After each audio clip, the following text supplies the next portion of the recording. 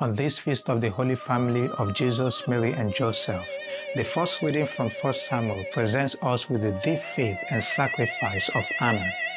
Anna, seeking for a child, promised to dedicate her son to God if her prayers were answered. When Samuel was born, she kept her promise by presenting him to the Lord at the temple.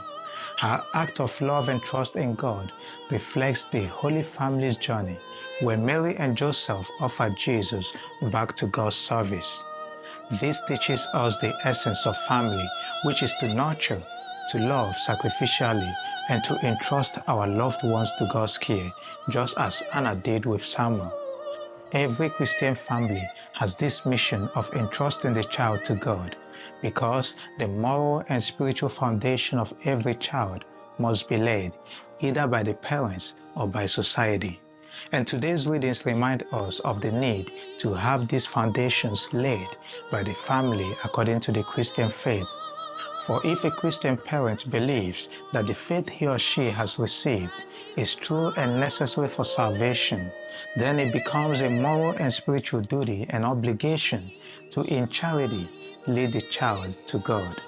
And every sibling shares in this mission of helping one another to have a relationship with God. But unfortunately, many families have given up on this vocation of missionary discipleship within our families. We are not celebrating the Holy Family because our families are perfect, but because we have a family that we can look up to as the model of a Christian family. The Christian family is called to be holy by way of love, communal prayer, obedience, sacrifice, service, and servant leadership. In the Gospel of Luke, we hear of the incident of Jesus in the temple. Despite being faithful to his divine mission, he returns to his earthly family in obedience and respect, which tells us the importance of obedience and honoring one's parents. And this event exposes the unfortunate reality in our society, where individual pursuits often overshadow parental honor and familial duties. 1 John speaks to us about our identity as children of God. He calls us to love one another as God has loved us, noting that left to us, we do not know what true love is, so we have to look to Jesus. The love with which Jesus loved us should be the foundation of our families. The Holy Family teaches us this sacrificial love that is rich in humility and mercy and has faith as its cornerstone. The gift of the Holy Family as our model is what we celebrate. But more than being our model, it is our family. For through Jesus, we are made the children of God. In our current society, where families are facing challenges like neglect, abuse, individualism, dishonor, unforgiveness, and materialism, the Holy Family stands as a beacon of hope.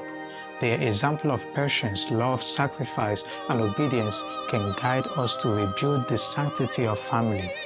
So this celebration calls us to strive to embrace their virtues so that our families here will experience and reflect divine love and thereby heal our society and the world. In the word of Pope Benedict XVI, the family is called to welcome, to radiate, to show the world the love and presence of Christ.